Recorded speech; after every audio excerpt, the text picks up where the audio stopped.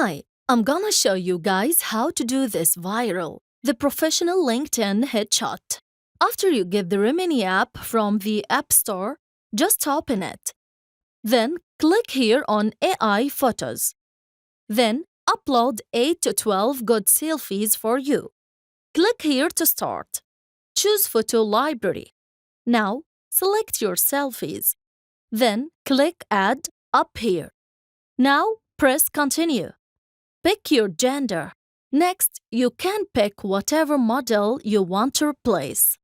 One of my favorites was the pink business suit. And this full body one over here looked really professional.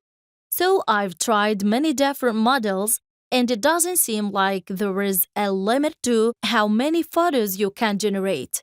Now, let's use this model image. Click on it.